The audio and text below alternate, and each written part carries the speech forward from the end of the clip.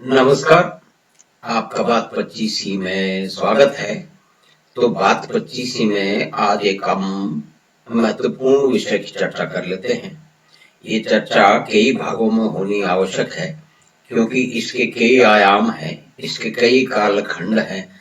उसमें क्या क्या हुआ और उसके कारण क्या है, और उसकी हम चर्चा करेंगे। तो उसके कई भाग में करेंगे। तो पहला भाग तो हम आरंभ करते हैं, और ये हम सब आंकड़ों के आधार पर करेंगे, पर जो घटनाएं हुई हैं जिसके बारे में आप और हम सब परिचित हैं, उसी के आधार पे करेंगे। तो देखिए, परिवर्तन हुआ 1990 महत्वपूर्ण है भारत के हिसाब से भी, क्योंकि भारत ने 1990 में अपनी आर्थिक नीतियों में आमूलचूल परिवर्तन किया। यानी कि स्वतंत्रता के बाद से 1947 से लेके 1990 तक, यानी कि करीब 43 साल, 4 दशक तक, जिन नियमों को, जिन आधारभूत पॉलिसीज को, जिस इकोनॉमिक फिलॉसफी को प्रतिपादित किया, उसके आधार पे देश के काम किए आर्थिक क्षेत्र में मुख्य तौर पे, तो उसको बदला गया। तो उसको बदलने की आवश्यकता क्यों पड़ी? क्योंकि 40 साल बाद, यानी कि 4 दशक बाद, करीब 3 पीढ़ियों का जो मैक्सिमम जो प्रोडक्टिव टाइम होता है, 25 साल से लेकर 40 साल तक, तो 43 साल में तो आप समझ लीजिए कि 3 जो पीढ़ियां थी, उनका जो मुख्य, जो सबसे अधिक कार्यशील, गतिमान, जो कार्यशील, जो उनकी जीवन होता है, उसको बर्बाद कर दिया गया, या कि हो गया। क्योंकि बहुत सारी चीजें अनजाने में आपसे और हमसे भी होती हैं, तो उसी प्रकार के देश के नेताओं से भी होती हैं, बड़े बड़े अफसरों से भी होती हैं, जो किसी आवेश में, किसी भावावेश में और किसी विचारधारा के प्रभाव में ये सोचा गया देश के स्वतंत्र हुआ कि तब कि ये जो प्राइवेट एंटरप्राइज है, जो कि निजी क्षेत्र के व्यापार और व्यापारी हैं, उद्योग धंधे हैं, वो बहुत ही वहशी, खूनी भेड़िए हैं। और दूसरी तरफ जो सरकारी क्षेत्र के जो संस्थान हैं और उसके अफसरान हैं, वो करीब करीब देवदूत हैं। को कुल मिलाकर के ये नाटकीय अवश्य हो सकता है, लेकिन कुल मिलाकर के ये दोनों के जो क्षेत्र हैं उसके बारे में अवधारणा यही थी, और इसी हिसाब से देश की आर्थिक नीतियां तय की गई, और अधिकतर से जोर दिया गया पब्लिक सेक्टर एंटरप्राइज को। तो पब्लिक सेक्टर एंटरप्राइज होते हैं, उनकी स्थापना भी हुई, और उनकी स्थापना अधिकतर विदेश की सहायता से हुई, रशिया की सहायता से हुई, अमेरिका की सहायता से हुई। लेकिन उसने किया ये कि पूरी तरह से जो एंटरप्रेन्योरल, यानी कि जो उद्यमी जो होते हैं, उनको दबा के रख दिया गया। और पूरी तरह से आप और हमको मालूम है कि लाइसेंस, परमिट, कोटा राज की स्थापना 1950 के आसपास ही आरंभ हो चुकी थी, और उसने आर्थिक प्रगति को योगी उसको दबा के रखा। तो दुनिया में जितने भी परिवर्तन हो रहे थे, वो व्यक्ति विशेष कर रहे थे, कुछ समूह कर रहे थे। जहां तक जो दुनिया बदली है, उसको बदलने में जो टेक्नोलॉजी का जो रोल है, वो टेक्नोलॉजी का जो तकनीकी क्षेत्र में जो कि इन्वेंशन हो रहे थे, जो कि नई खोज हो रही थी, नए यंत्र बन रहे थे, मशीनें बन रही थी, वो अधिकतर व्यक्ति विशेष की जो है वो जानकारी और उनकी जो योग्यता है, उनका जो स्किल सेट है, उसके आधार पे हो रही थी। तो ठीक है कि सरकार को और सरकार के अफसरों को और नेताओं को तो देश की ब्रॉड मैक्रो लेवल पे जो है पॉलिसीज बनानी है, लेकिन वास्तविकता में काम तो इंडिविजुअल कर रहे थे, यानी कि व्यक्ति कर रहे थे। और लेकिन जो ये समाजवादी किस्म की जो व्यवस्था थी, उसमें व्यक्तियों को दबाया जा रहा था, और जो विशाल पब्लिक सेक्टर एंटरप्राइज थे उनको वरीयतें दी जा रही थी, और ये भी कहा जा रहा था कि ये कारण है क्योंकि भारत के उद्यमियों में इतनी ताकत नहीं है कि वो इस तरह के बड़े उद्योग लगा सके। लेकिन ये तो बड़े उद्योग तो पहले ही लग चुके थे। वालचंद हीरा धन ने जो जो है वो विमान कंपनी की स्थापना कर दी थी, उसके निर्माण, और जिसको बाद में HAL कहा गया। और टाटा ने जो है वो टाटा स्टील स्थापित कर लिया था। तो पूरी तरह से ये अवधारणा सही नहीं थी, लेकिन विचारधारा के दबाव में ये हमारे देश के नेताओं ने तय पाया और उन्होंने किया। लेकिन जो ये एक दौर ऐसा था कि दुनिया भर में तकनीकी क्षेत्र में परिवर्तन तो बहुत पहले से ही शुरू हो चुके थे। वो तो औद्योगिक क्रांति के समय से ही शुरू हो चुके थे। तो उस औद्योगिक क्रांति में जो इंडिविजुअल का रोल था, वो व्यक्तियों का रोल था, जो कि व्यापारियों का रोल था, जो उनकी उद्यमता थी, उसको दरकिनार किया गया।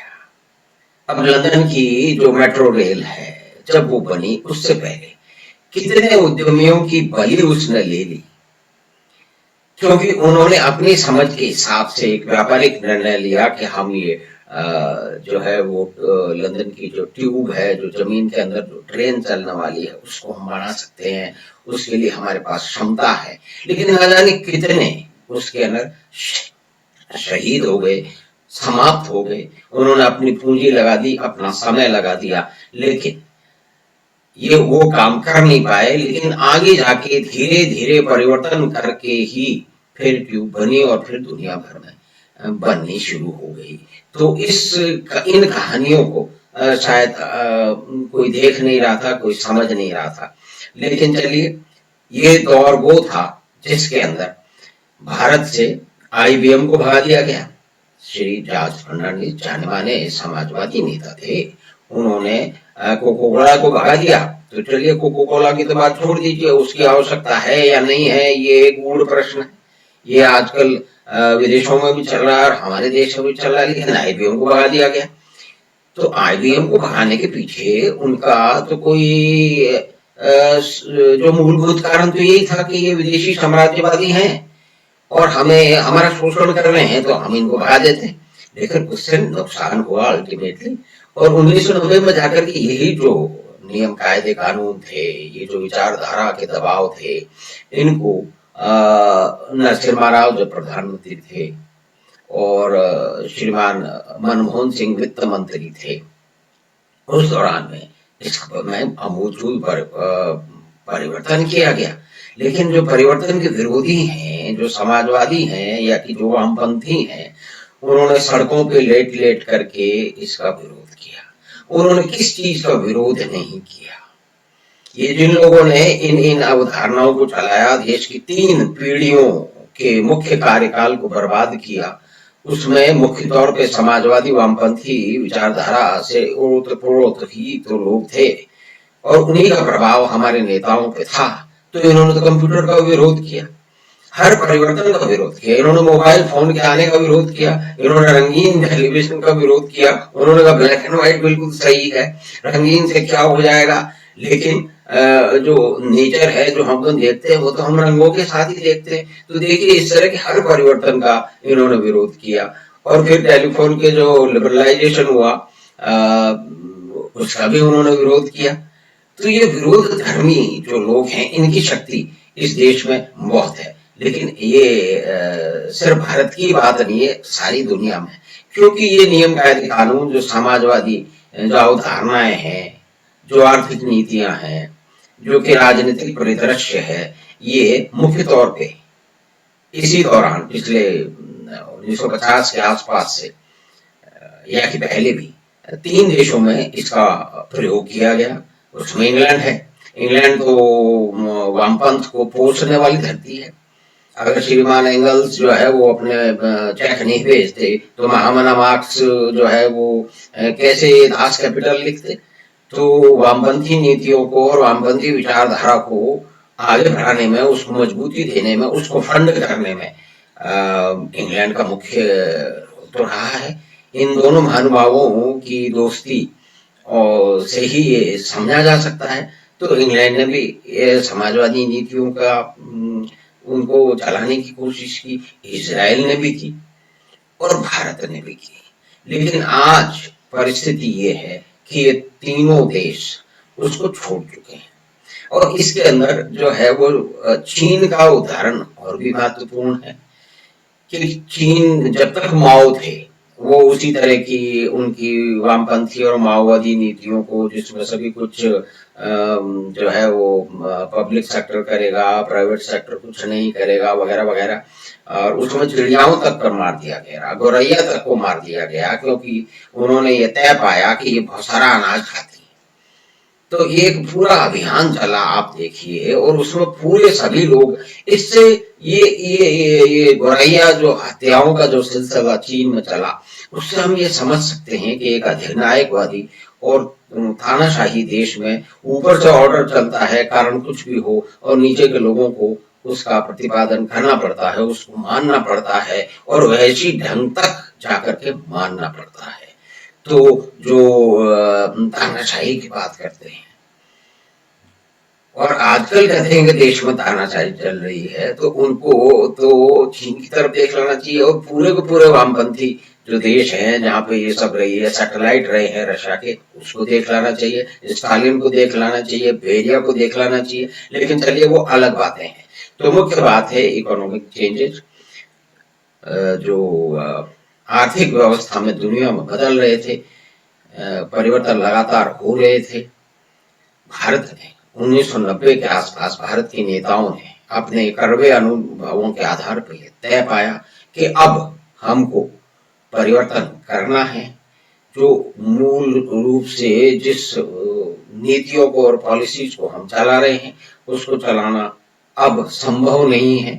तो बहुत सारे धक्के खा के, बहुत सारा नुकसान उठा के, जैसा कि होता है, देश ने अपनी दिशा बदली। तो 1990 से भारत ने उस तरह से इकोनॉमिक पॉलिसीज के हिसाब से बदलना शुरू किया। लेकिन दुनिया तो पहले ही बदल रही थी, हमेशा बदलती रही है, परिवर्तन ही निरंतर है। तो ये देखिए कि अभी पिछले दिनों IMF ने कहा है, इंटरनेशनल मॉनेटरी फंड ने, कि सिर्फ कि अगर किसी देश की सचमुच में जो है वो GDP बढ़ रही है और वहां पे इन्वेस्टमेंट हो रहा है, तो वो सिर्फ भारत है, बाकी सब जगह कॉन्ट्रैक्शन हो रहा है। देखिए अमेरिका और रशिया और ये इनसे जो है फ्रांस और यूरोप के देश, इनसे ये एक सैचुरेशन की स्टेज पे पहुंच गए हैं। तो उनमें निश्चय ही उनमें जो परिवर्तन होंगे बहुत ही छोटे परिवर्तन होंगे, लेकिन संख्या की दृष्टि से वो बहुत बड़े होंगे। लेकिन फिर भी आज की स्थिति में भारत एक पॉजिटिव एनर्जी के साथ में, और उसके बहुत सारे कारण हैं, क्योंकि चाइना +1 की नीति सारी दुनिया अपनाना चाह रहा है। जिस तरह से अमेरिका ने और जो यूरोपियंस ने चीन को दुनिया की फैक्ट्री बना डाला। पहले दुनिया की फैक्ट्री इंग्लैंड थी, लेकिन पिछले माओ के जाने के बाद में दुनिया की फैक्ट्री जो है वो चीन बन गया। उसने विशाल जो इंफ्रास्ट्रक्चर और विशाल इन्वेस्टमेंट किए, उन्होंने टेक्नोलॉजी को मंगाया और अपने लोगों को उसमें लगा दिया। तो वो एक अलग विषय है, लेकिन उन्होंने बड़ा ही अंधाधुंध और प्रगति की, इकोनॉमिक प्रगति की, और हिंदुस्तान से बहुत आगे निकल गए, क्योंकि भारत तो पीछे रहने में जो है वो पहले से ही महारत बहुत सारे कारणों से इस कालखंड में स्थापित कर चुका है। तो 1990 में ये परिवर्तन आए। तो ये कुछ डिस्प्ले पे जो इमेज चल रही है, ये एक्चुअल जो है वो GDP है विभिन्न देशों की, भारत में कैसे बदली है। 1915 के आसपास में भारत पहले 5 या 6 में आ चुका था, उससे पहले नहीं था। तो देश में जो परिवर्तन होता है, इकोनॉमिक क्षेत्र में परिवर्तन होता है या किसी भी और क्षेत्र में परिवर्तन होता है, वो पूरी तरह से उसको सरकार की नीतियों से तो निश्चय ही उसको प्रभाव मिलता है। परंतु आप देखिए कि 1990 में जो परिवर्तन हुए, उन्होंने एक एक स्टार्ट किया, क्योंकि ये जो डेवलपमेंट है, इंफ्रास्ट्रक्चर का डेवलपमेंट है, ये रातों रात नहीं होता। इसमें समय लगता है। तो 1990 में जो परिवर्तन हुए, उन्होंने धीरे धीरे भारत की जीडीपी को बदलना शुरू किया। और बहुत सारे विद्वान जो कि इकोनॉमिस्ट हैं, वो कहते हैं जीडीपी से क्या होता है, जीडीपी से कुछ नहीं होता। क्या जीडीपी से रोटी बन सकती है? क्या जीडीपी से पानी पिया जा सकता है? क्या जीडीपी से दवाई दी जा सकती है? तो ये तो जो लोग इसको समझते हैं उनके समझने की बात है, क्योंकि ये पूरी तरह से पूरी की पूरी अर्थहीन नारेबाजी है जिसका कोई अर्थ नहीं है। तो 1990 से जो शुरुआत हुई उसकी पृष्ठभूमि की हमने बात की, कि हम किस परिस्थिति से, हमने 40-43 साल 3 पीढ़ियों के मुख्य कार्य जो वर्ष होते हैं उनको किसी भी कारण से बर्बाद होने दिया। फिर 1990 में जाकर के हमने ये तय पाया कि हमने अपनी जो इकोनॉमिक पॉलिसीज हैं, जो वित्तीय ढांचा है, जो इंडस्ट्रीज हैं, उनको फिर किस तरह से कुछ छूट देनी है। जो लाइसेंस परमिट कोटा राज जो स्थापित हो गया है, उससे एक बहुत बड़ा तंत्र खड़ा हुआ। उस तंत्र ने पूरी तरह से भ्रष्टाचार को देश में हर जगह, हर कोने कोने में गांव तक पहुंचा दिया, शहरों से लेके गांव तक उसने पहुंचा दिया। उसमें परिवर्तन हुआ। तो ऐसा तो नहीं है कि व्यापारी आएंगे एकदम से तो वो एकदम से इस भ्रष्टाचारी तंत्र को पूरी तरह से नष्ट कर देंगे, क्योंकि वो भी उसके भाग रहे हैं। तो ये कंपटीशन पे आधारित, जो बाजार पे आधारित जो अर्थव्यवस्था थी, उसको पूरी तरह से एक तरह से देखा जाए तो उसको आगे बढ़ाया गया 1990 के बाद में। धीरे धीरे बाद में परिवर्तन शुरू हुए और उसके परिवर्तन 25 साल बाद सामने आए, जबकि भारत 5वीं या 6ठी इकोनॉमी बन गया। क्योंकि रातों रात कुछ नहीं होता है, तो कुछ और संख्याओं की, कुछ और घटनाओं की, कुछ और आंकड़ों की, चाहे वो दुनिया के बारे में हो, अमेरिका के बारे में हो, सबसे आगे वाली इकोनॉमी है, चाइना के बारे में, और मुख्य रूप से भारत और दूसरे देशों की जो इकोनॉमिक जो स्टेटस है, जो परिस्थिति है, उसके बारे में है। तो हम आगे इस विषय पे इन्हीं आंकड़ों के साथ में और कुछ नई और जानकारी के साथ में चर्चा करते रहेंगे। तो हमें आशा है कि आपको बात पच्चीसी पे ये कार्यक्रम पसंद आया होगा। तो आप चैनल बात पच्चीसी को सब्सक्राइब करें और लिंक अपने मित्रों और परिवार के साथ साझा करें। हम आपसे फिर मिलेंगे अगली बातचीत के साथ, और इस विषय पे भी पार्ट 2 और पार्ट 3 में हम भी बात करेंगे। कुछ विशेषज्ञों को भी आमंत्रित करेंगे और उनसे भी इन्हीं बातों की और संबंधित बातों की चर्चा करेंगे। धन्यवाद, नमस्कार।